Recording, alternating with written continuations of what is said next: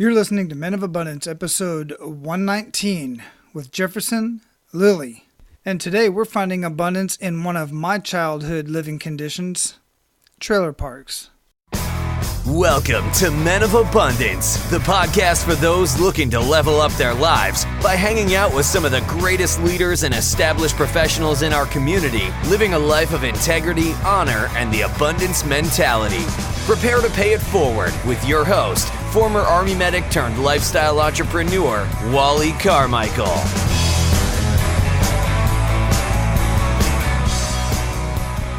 What's up, all of you amazing, abundant leaders out there? I am Wally Carmichael, your host of the Men of Abundance podcast, the Pay It Forward community. And today, we are paying it forward with Jefferson Lilly. We're going to be talking about finding abundance in trailer parks and a little bit about finding abundance in trailers themselves, as we talk about one of the very first business books I ever really got into and the author.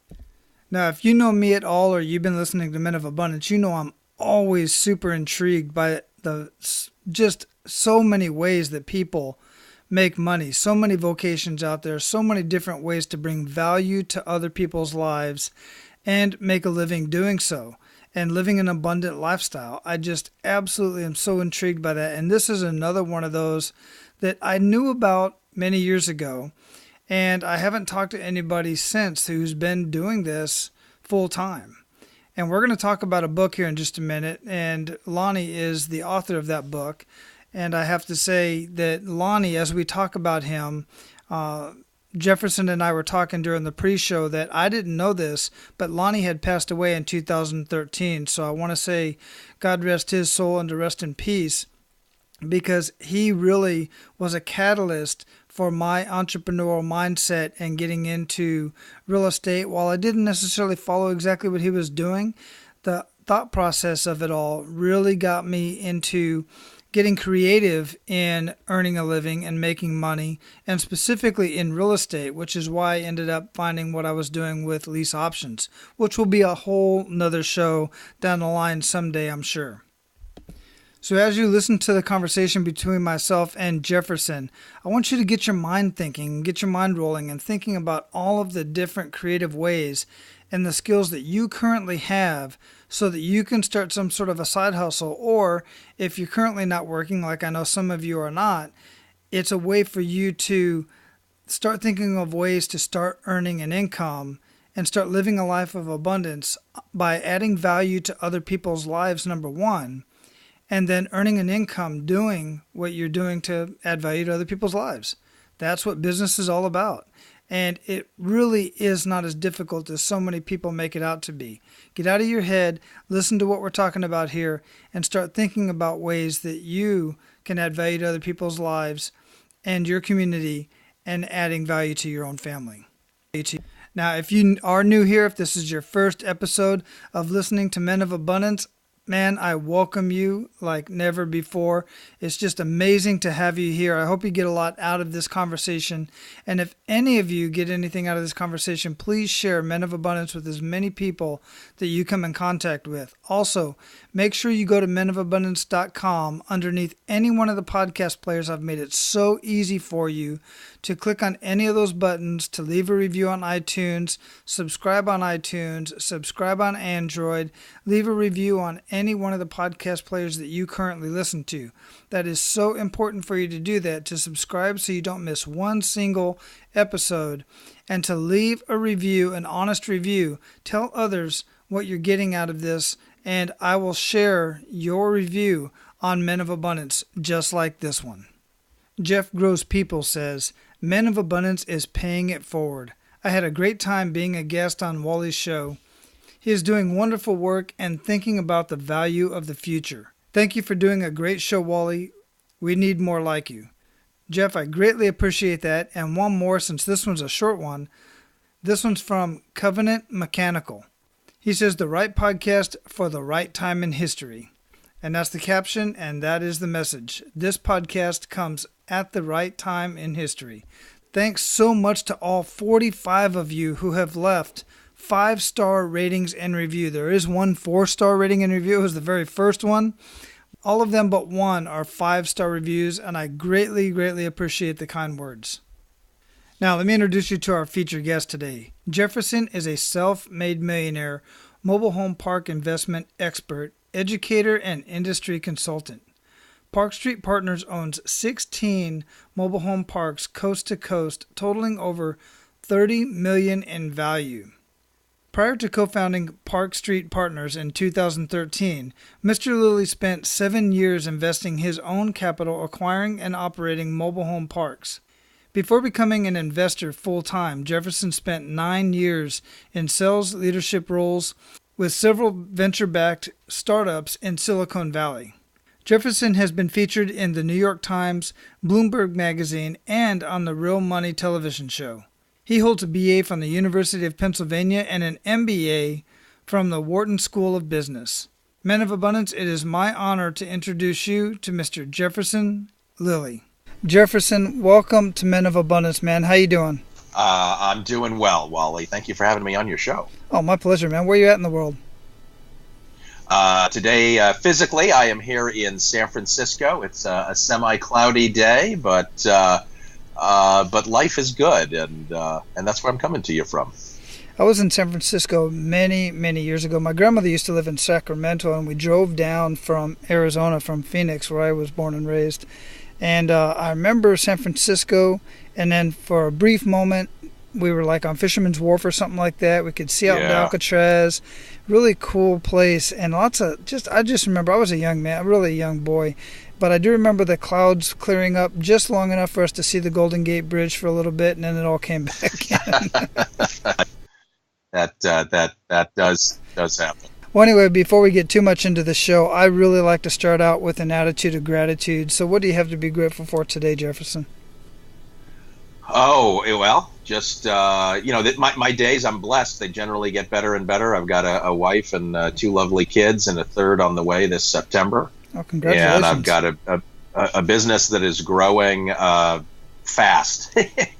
And it's sort of now pulling me along, and I'm trying to keep up with it and hire key people into it. And so I've had other jobs where I've had to push and push, and this is a career path that's really just kind of pulling me along, and I'm just grateful for all that.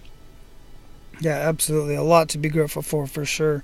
So before we got started here, I talked a little bit about what you do, and not as much about who you are. So here on Men of Abundance, we really like to get to know the man behind the abundance and get a little bit personal. So let's do that right now, Jefferson. Let's get a little bit personal and find out a little bit more about you. Just share a little bit more than what you just shared about your family, and kind of what led you up to what you're doing today. Yeah, so I grew up in Denver and went off to college back east. Spent I guess the career trajectory is basically spent my 20s being the guy behind the spreadsheet, as it were, working in consulting and in venture capital, and also with an operating business in New York City. But I was, again, fundamentally the guy behind the spreadsheet, crunching numbers. Went to business school and then came out here to the Bay Area and worked most of my 30s at 3 different startups in sales. And I was basically the guy with the expense account, as you were, taking people out to lunch and otherwise just closing sales for kind of a range of basically wireless technology startups. And then about age 39, bought a mobile home park, and that has now, for most of my 40s, it's been about a decade now, has led me into greater abundance, both cash as well as free time. And so now I'm the guy working for myself. Some of it's spreadsheet, a little bit of it is sales, but mostly it's increasingly just, I feel increasingly like I'm a headhunter for my own organization and just trying to recruit the right people in to help manage our growth. Yeah, it's pretty cool. One of the things that really caught my eye when I was first introduced to you was the the information about the mobile home park, because that was something that I was looking into many, many years ago when I was first looking at what niche I was going to get into as far as real estate investing. And I kind of leaned over towards lease options and hired a mentor back then to walk me through that. And he mentored me for a year, which was extremely valuable. But I read quite a bit about mobile home parks. Growing up in Phoenix, Arizona, in that part of the world, in fact, I lived in a mobile home park. I grew up in a mobile home park. Actually, at first we couldn't even afford a mobile home park. We lived in a trailer behind another man's house. Because we just didn't have much income.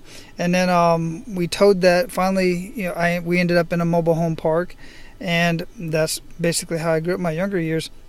But I used to work in the mobile home park doing certain things, but then I got a hold of a book, and my mentor, and searching around for different niches in real estate, my mentor, and we were talking about it before the show, and you reminded me of this book. I had been trying to remember it before our talk, but it was Lonnie Scruggs' Deals on Wheels. And it was just this tiny little book, and it was so brilliant. It just made so much sense. So that's basically where you're at and what you're doing? Well, we prefer to own the land under the mobile homes. Right. We own the actual mobile home park. Now, we do own some of the homes.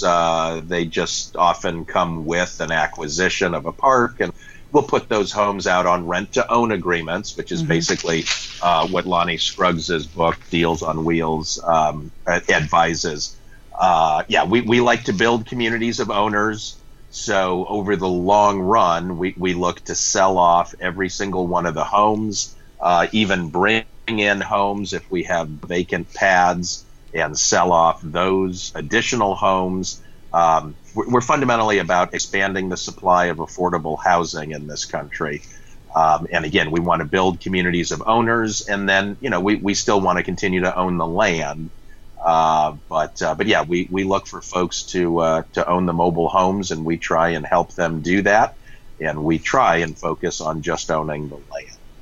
Yeah, that's really neat. And I just remembered actually that Lonnie had talked of his daughter who owned several parks herself. And that's what Lonnie was doing. Lonnie, well, you're right. No, Lonnie, it's been so long since I've read that book, but that's right. Lonnie had this really brilliant financing plan that he had, and he actually, as I understand, made actually more off the financing than he did off the home itself, because he was buying really, really cheap homes, and then he would finance them to people who really couldn't afford too much else. And it was really a great situation for both of them. But then his daughter, as he would explain, would go out and buy parks, which I thought was just a brilliant idea for the family to do. Yep, I would agree with all that. Yeah, it's this is a great path to home ownership for folks that otherwise aren't going to be able to afford a site-built house. Most of our tenants probably have household incomes of around $30,000 to $35,000 a year. And in most of our markets, the average house price is over $100,000. They'd have to come up with at least $20,000 down, and then probably have a house payment of $600-700, something like that.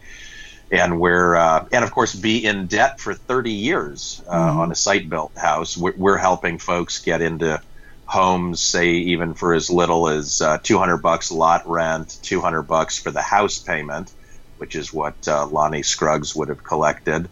And most of our folks, well, for more modest mobile homes like that, they'd probably own that home in just 3 or 4 years, and no 30-year indebtedness with us. And they're then homeowners. They, of course, do still pay the lot rent, but they may own a 2 or even 3-bedroom house outright after just a couple of years. And, instead of paying $600-700 for a site-built house, they're paying $200, maybe $300 for the land. But again, they're not in debt for the long term. They don't have that mortgage hanging over their head.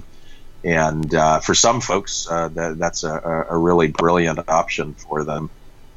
It's frankly their only option. And again, to not be in debt for 30 years for many folks, that's a very smart financial thing to do. Yeah, and I like that. I'm just thinking as myself, if I was one of those guys like yourself running a park, I'm just really big on providing a great living space and a great environment for people to raise their kids and grow their families and stuff. And, man, there's this connotation people think about when you think of a trailer park. You're thinking of like, Eminem out there, and, trailer park trash is the term. But I'm telling you right now, there are some very, very nice and elaborate trailer parks out there. And quite frankly, some of them can get quite expensive when you start adding on the cost for the land. Then you got security. You got the security that you're paying for, kind of like HOA type of thing. Because I was doing a lease option with one. I was setting up a deal with an owner, and after the numbers came out, I was like, my goodness, this is actually going to be quite expensive for the person coming in, because it was a very, very nice facility. They had great amenities, pool, workout, fitness center, all that kind of stuff.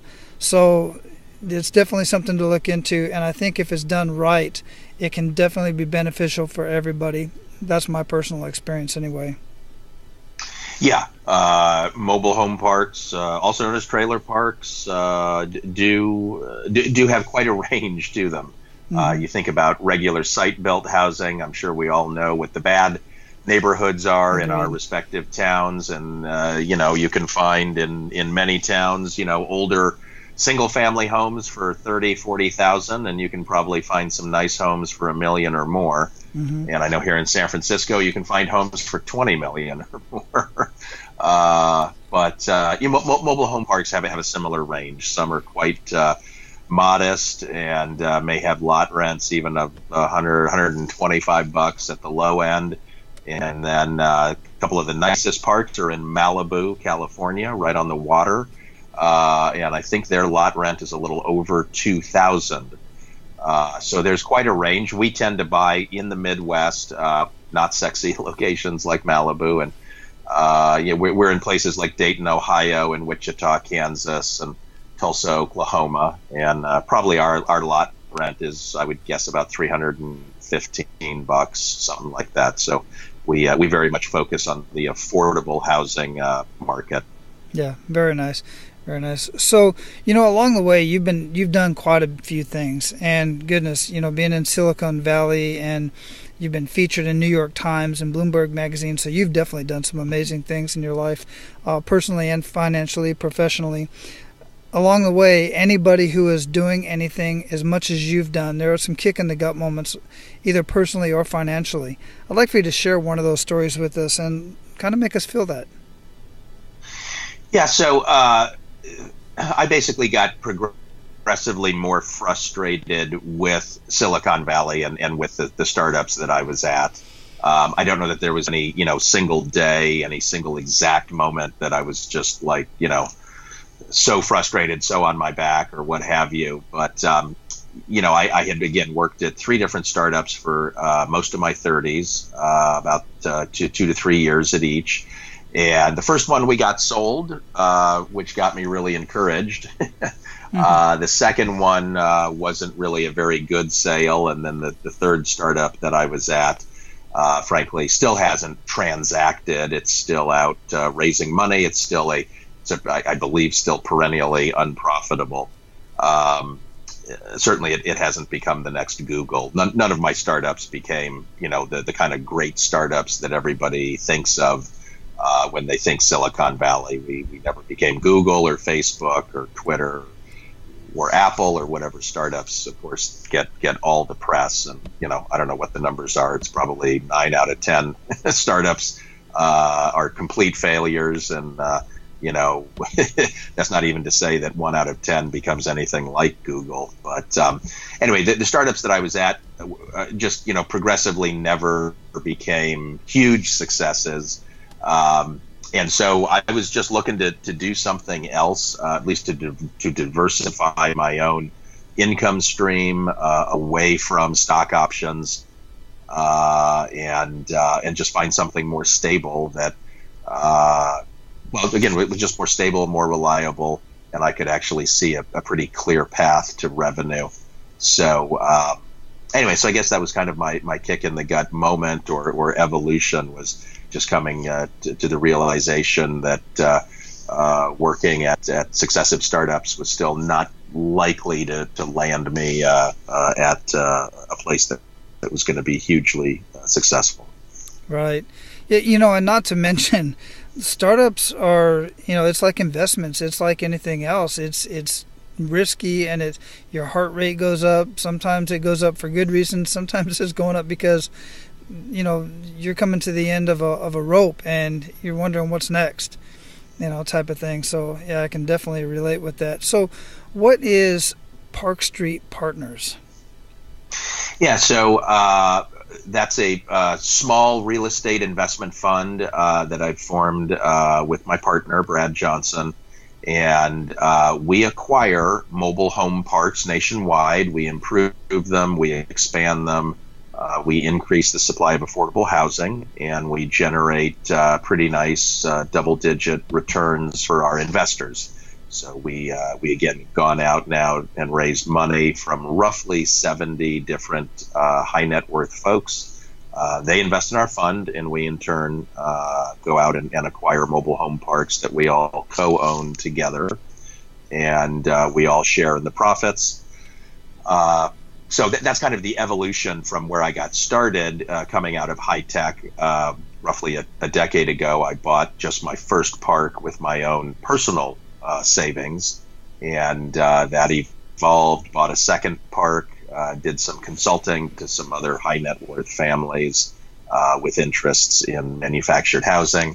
And again, then about 3.5 years ago, I guess, formed Park Street Partners. And that has greatly accelerated the rate of acquisitions.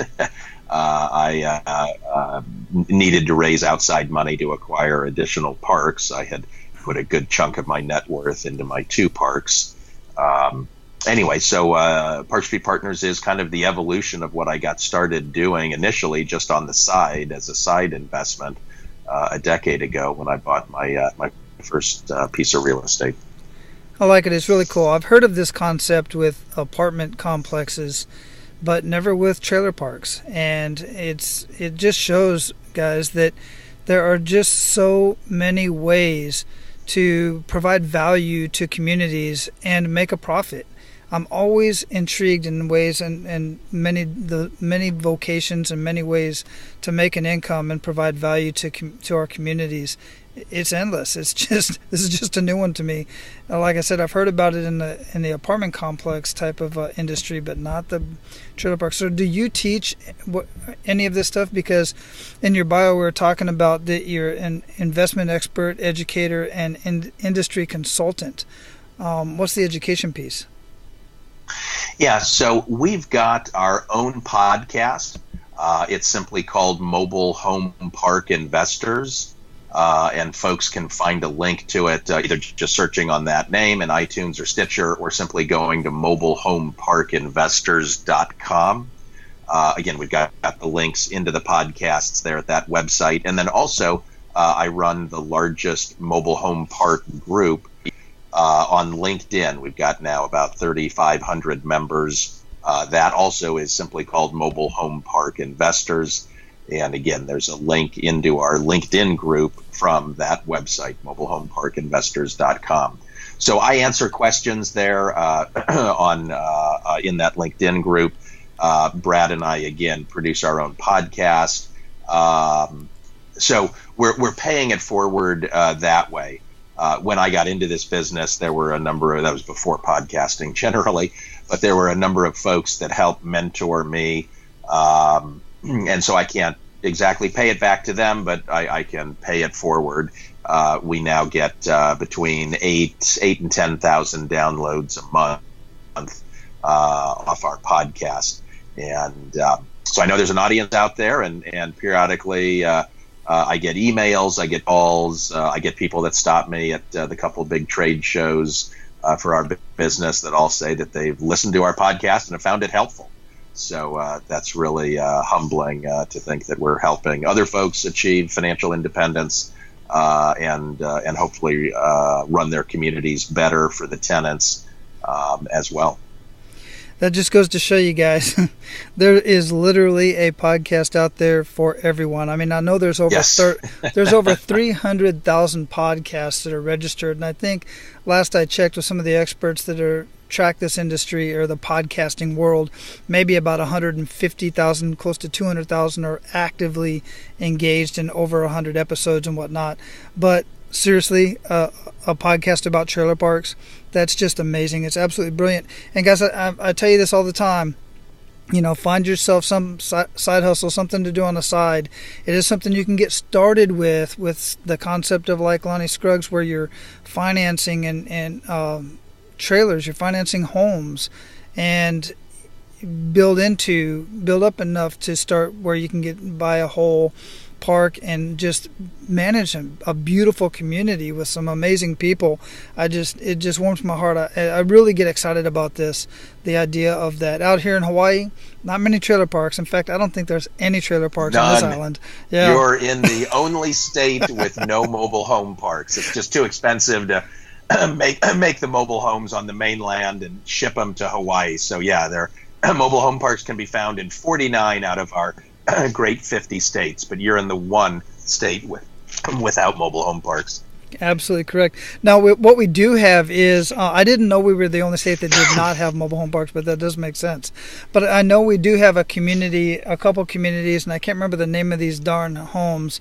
They're basically canvas. They look like tents, if you will, and there's a name for them, and I can't stand that word for some reason. That's my own personal thing, but they're like tents basically, and they build them up, but mostly on the Big Island, not over here on Oahu. But yeah, absolutely. So in the education process, and we talk a lot about education here on Men of Abundance, and some people might get the idea that I'm against higher education in the form of colleges and stuff, and I'm not. I'm against the cost of higher education versus the return on investment. So to go out and get a $180,000 education and turn around and get nothing more than a $30,000 a year job, if you're lucky, that return on investment doesn't make sense, because I know guys that are in their almost 60s and still paying off their student loans in great professions, but it's just too expensive. I paid a guy $5,000 to mentor me for a year and to do lease options, and I made my investment back in the first deal and a half. And in 3 deals, I was way into the black and making money and enjoying it in Texas and in Arizona, New Mexico. So to get an education on how to properly purchase mobile homes, finance them, provide them to tenant buyers if you're going to do a lease option type of thing, or sell or rent or get a mobile home park. What do you think would be the cost for somebody to invest and to learn this skill and to go out and apply it? Oh, it's more time than money. To be candid, our podcast, of course, is free. There are other books out there. Lonnie Scruggs' book.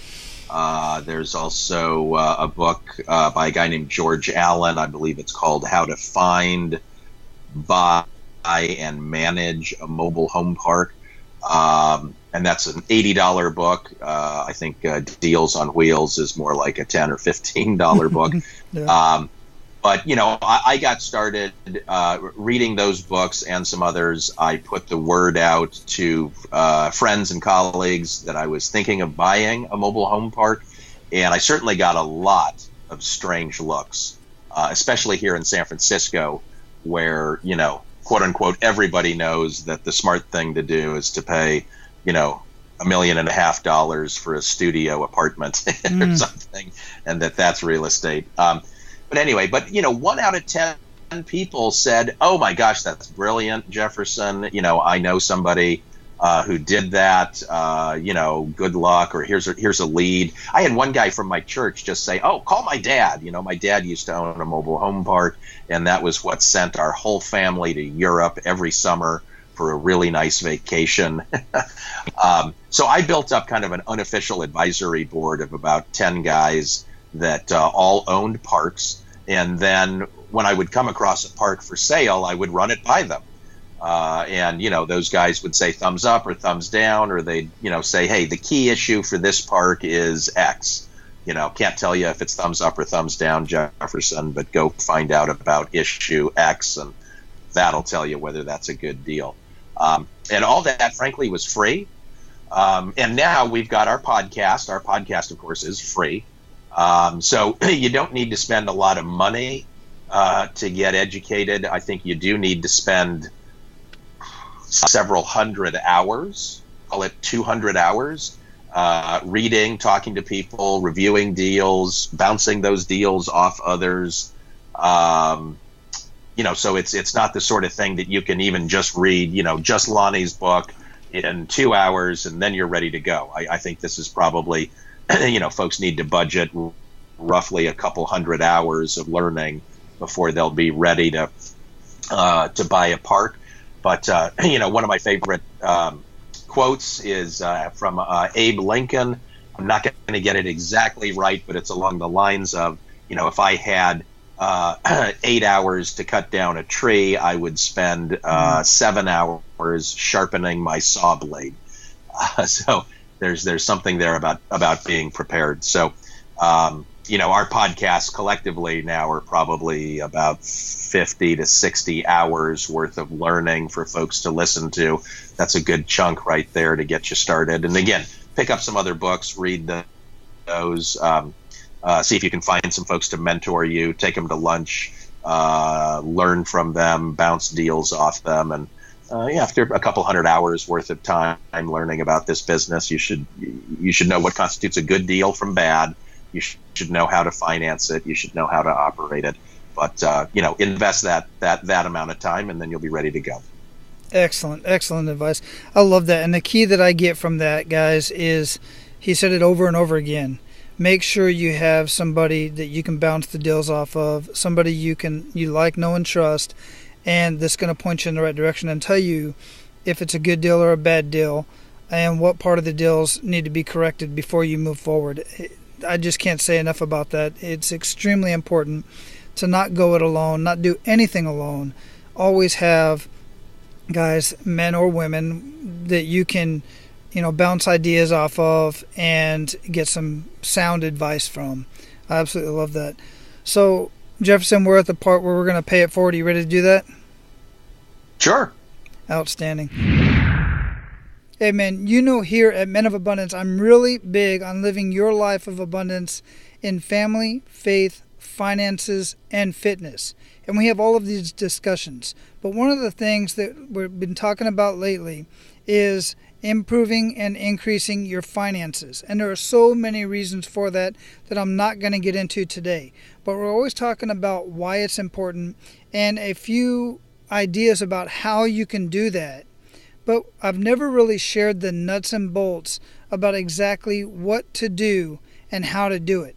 So today, right now, I'm going to share with you one of the resources that I personally use that keeps me on track and up to date with all the latest trends and everything about my personal business. And if you have a business and are struggling at this point or thinking about starting a business, this is a resource that you absolutely must get your hands on. I am talking about a membership site called Freedom. It's spelled Freedym.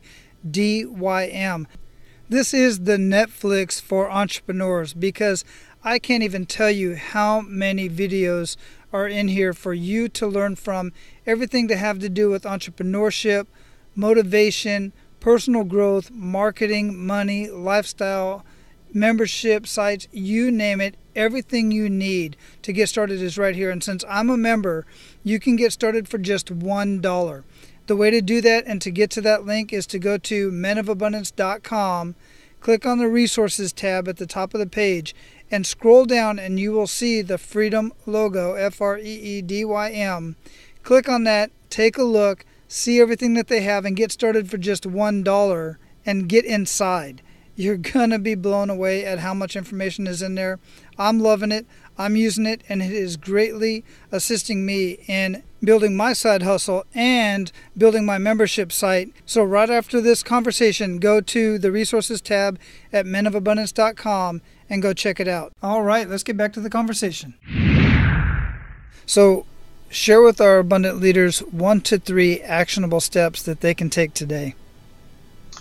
To get into this business, again, I'd say listen to our podcast, go buy those other couple of books, and over the next week, mention to 10 people that you're thinking of getting into the mobile home park business, and see if you can't find somebody that knows somebody to mentor you.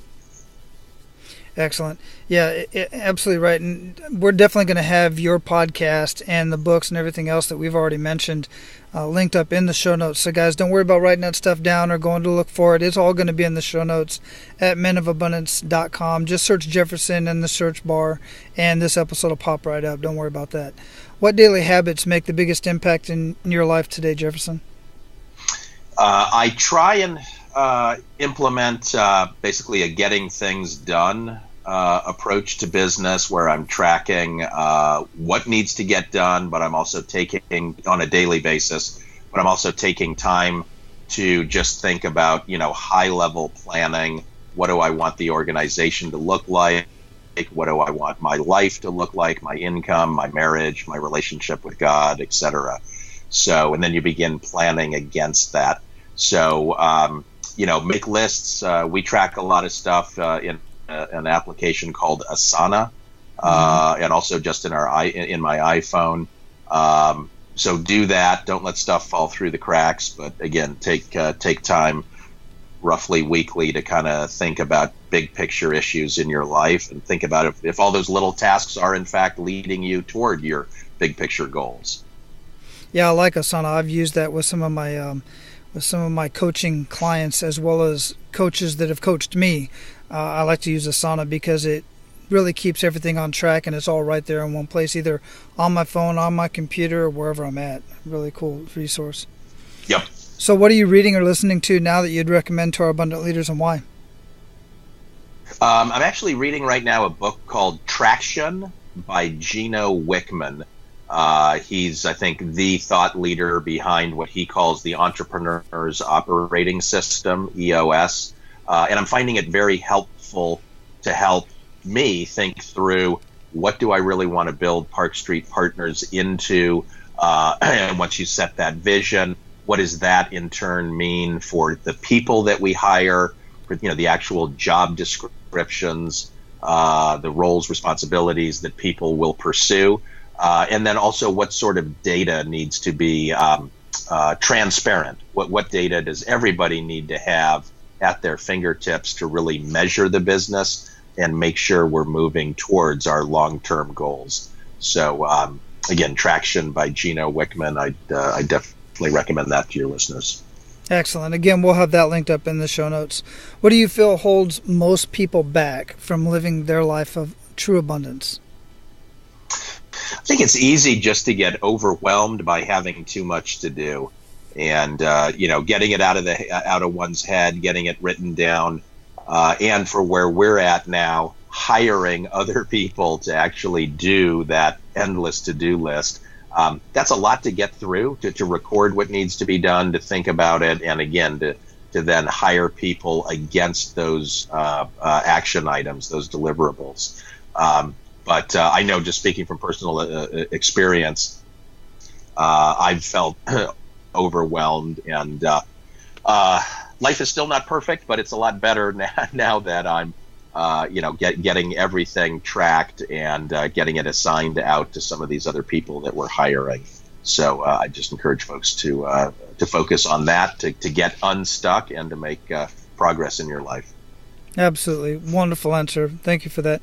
So what does living a life of abundance mean to you? You've kind of answered this a little bit, but let's get it down, kind of narrow it in. What does living a life of abundance mean to you? It basically means just having the flexibility to work wherever my cell phone gets reception.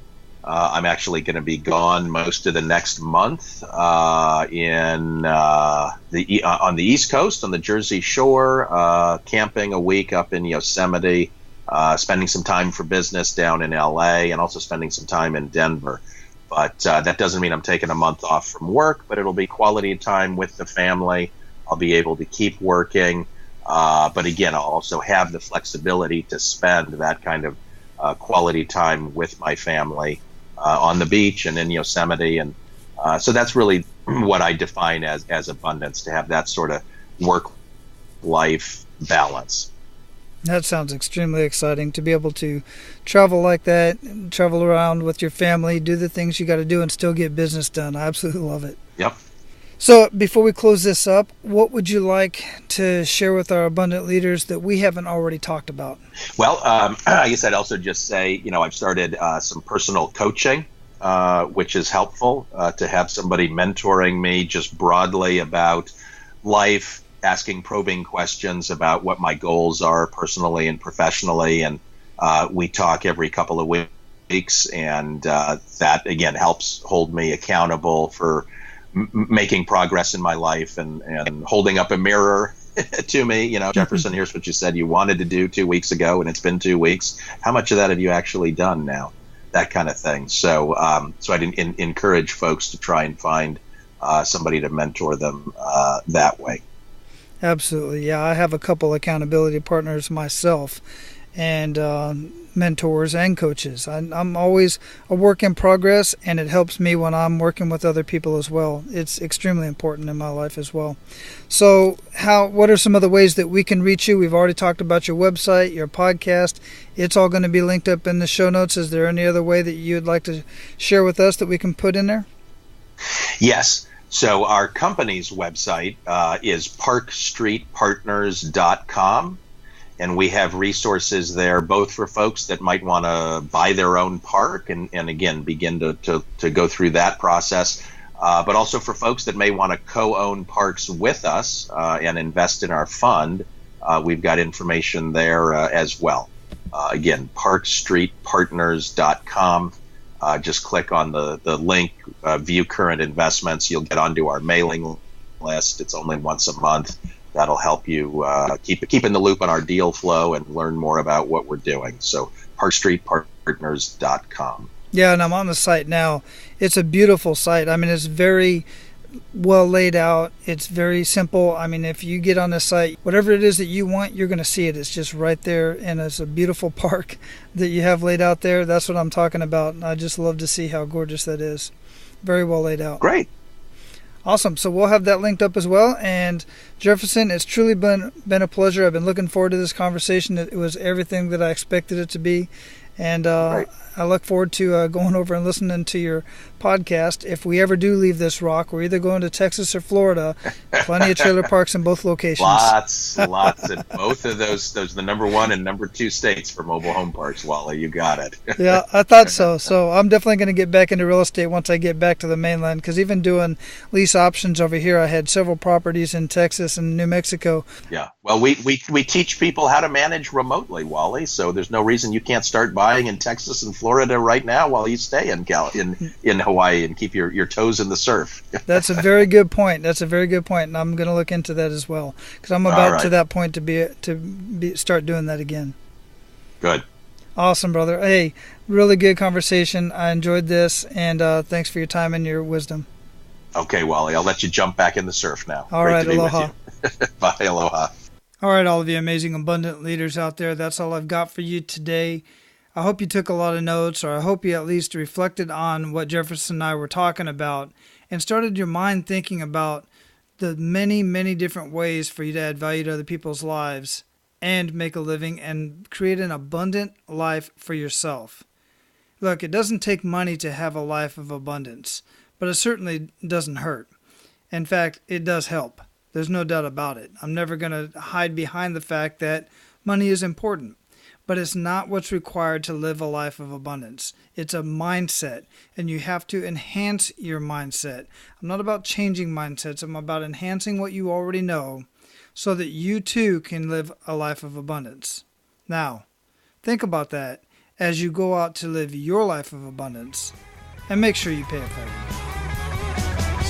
That's all for today, Abundance Leaders. For more about our guests and the powerful information we shared with you today, be sure to sign up for our mailing list at menofabundance.com. We appreciate your time and look forward to hanging out with you on our next episode.